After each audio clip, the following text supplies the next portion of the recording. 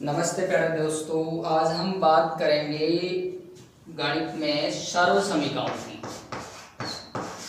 हमारा जो टॉपिक है वो है गणित, मैथ में हम पढ़ेंगे सर्वसमीकरण। बीजगणित में सर्वसमीकरण होती है।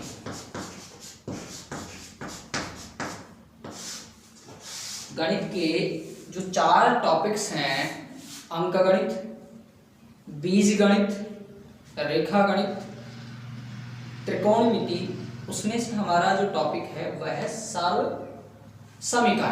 गणित के अंदर देखिए, सर्वसमीकरण हमारे पास 3 प्रकार की होती है। पहली सर्वसमीकरण है हमारे पास a प्लस बी का होल स्क्वायर। मैंने लिखा है a प्लस बी का होल स्क्वायर। आपसे कहा जाता है कि a प्लस बी का होल स्क्वायर के आप क्या करें, गुणनखंड करें या गुणनफल करें। तो देखिए a प्लस बी का हमें गुणनफल करना है। क्या करना है? a प्लस बी का होल स्क्वायर का गुणनफल करना है। अब इसका गुणनफल करने के लिए हम क्या करेंगे, a प्लस बी एक ब्रैकेट में और a प्लस बी दूसरे ब्रैकेट में लिखते हैं। दोनों ब्रैकेट्स में हमने a प्लस बी लिख दिया क्योंकि a प्लस बी का होल स्क्वायर था, इसलिए हमने a प्लस बी एक ब्रैकेट में और दूसरे ब्रैकेट्स में भी a प्लस बी कर दिया। अब छोटी कक्षाओं में हम कैसे पढ़ते हैं देखिएगा, पहली संख्या को हम 2 संख्याओं से गुणा करते हैं। जहां यहाँ पर है a प्लस बी, इधर भी है a प्लस बी। इस b को b से भी गुणा करेंगे और b को a से भी गुणा करेंगे। तो देखिए b को हमने जब b से गुणा किया तो हमारे पास आया b स्क्वायर।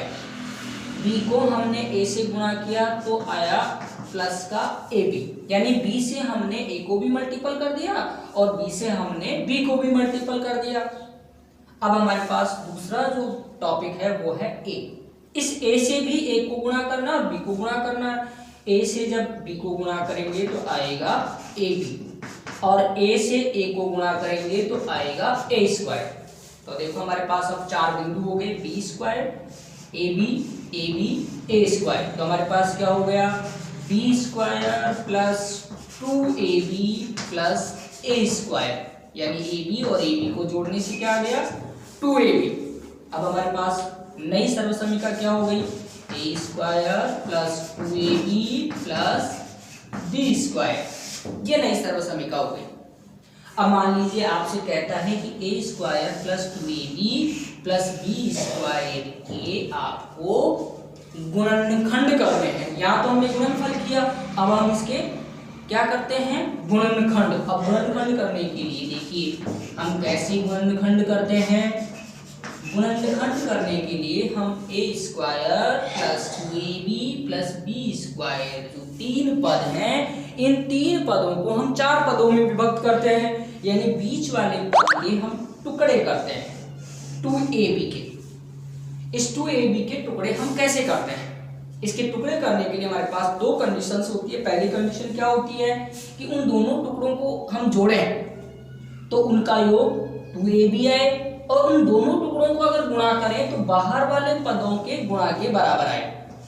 इसके a स्क्वायर b स्क्वायर आना चाहिए। तो देखो हमने क्या टुकड़ा किया, a square plus ab plus ab plus b square. देखो ab और ab को जोड़ा, 2ab, ab और ab को गुणा किया तो a स्क्वायर b स्क्वायर बाहरी पदों के गुणनफल के बराबर, अर्थात हमारा ये स्टेप वापिस से निकल करके आ गया। अब हम दो के जोड़े बनाते हैं, एक जोड़ा ये बन गया, एक जोड़ा हमारा ये बन गया। अब देखिए इसमें से हमने कॉमन लिया a, तो क्या बच गया हमारे पास, a प्लस b। a का भाग a स्क्वायर में दिया तो a का भाग ab में दिया तो b, प्लस हमने कॉमन लिया b, दोनों पदों में से b कॉमन है। तो अब हमारे पास क्या बच गया, a प्लस b।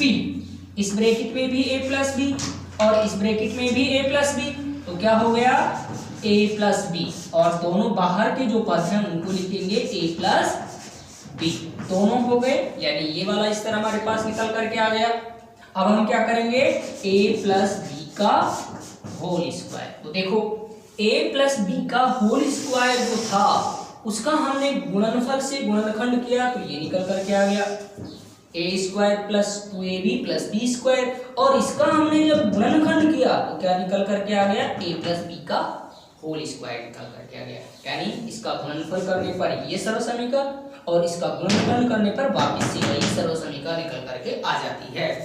अब इसको हम साधारण गुणनफल से न करने की बजाय हमारे पास एक सूत्र है, उस सूत्र के द्वारा करते हैं। कैसे करते हैं? देखिए हमने एक सूत्र बनाया है, वो सूत्र क्या है? प्रथम संख्या का गुणनफल। प्रथम संख्या मेरे पास क्या है? a। प्रथम संख्या का वर्ग, और प्रथम संख्या का वर्ग क्या हो जाएगा? a²। प्रथम संख्या का वर्ग a² प्लस 2 इंटू प्रथम संख्या इंटू द्वितीय संख्या, 2 इंटू प्रथम संख्या इंटू द्वितीय संख्या 2ab प्लस द्वितीय संख्या का वर्ग b²। तो इतना गुणा करने की बजाय हमने एक सूत्र के द्वारा इस सर्वसमीकरण का गुणनफल कर लिया। सूत्र क्या है? प्रथम संख्या का वर्ग प्लस 2ab यानी 2 गुणा प्रथम संख्या गुणा द्वितीय संख्या प्लस द्वितीय संख्या का वर्ग। तो हमारे पास सर्वसमीकरण निकल करके आ गई। इस सर्वसमीकरण का हमने गुणनखंड कर लिया। ये तो हमारे पास सर्वसमीकरण थी, ये थी a प्लस b की सर्वसमीकरण। अब हम बात करते हैं a माइनस b की सर्वसमीकरण। किसकी बात करते हैं? a माइनस b की सर्वसमीकरण। तो देखिए a माइनस b की सर्वसमीकरण करने के लिए हमारी दूसरी सर्वसमीकरण है वो a माइनस b की सर्वसमीकरण। a प्लस b पहले हमारे पास थी, इसका होल स्क्वायर अगर हम करते हैं तो a² plus 2ab plus b² हमने सूत्र के द्वारा डायरेक्ट निकाला।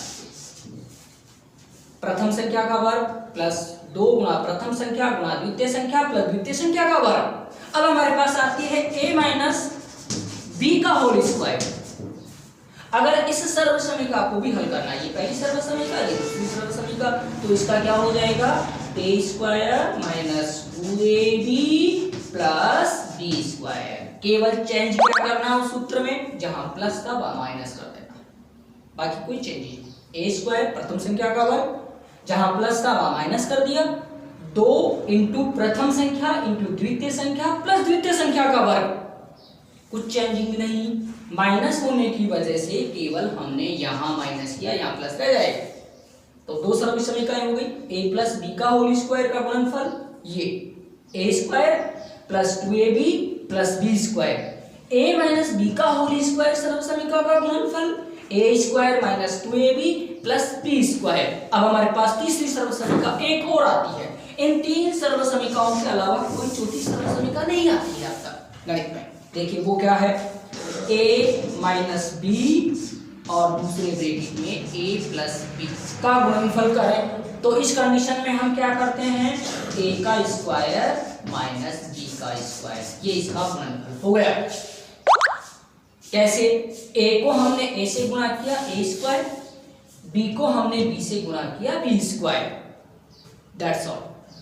ये हमारी तीन सर्वसमीकरण हैं और तीन सर्वसमीकरणों का इस प्रकार से हम क्या निकाल लेते हैं? गुणनफल निकाल लेते हैं। अगले चरण में हम जो बात करेंगे वो बात करेंगे दो चरों वाले रेखिक समीकरण कैसे हम निकालते हैं। दो चरों वाले रेखिक समीकरण, द्विघात समीकरण जिसे अपन कह सकते हैं, उनके बारे में बात करेंगे। अभी हमारे पास हमने बात की सर्वसमीकरणों की। सूत्र के द्वारा हमने सर्वसमीकरणों का गुणनफल निकालना और गुणनखंड निकालना सीखा है। नेक्स्ट टॉपिक में हम बात करेंगे दो चरों वाले रेखिक समीकरण की। ओके।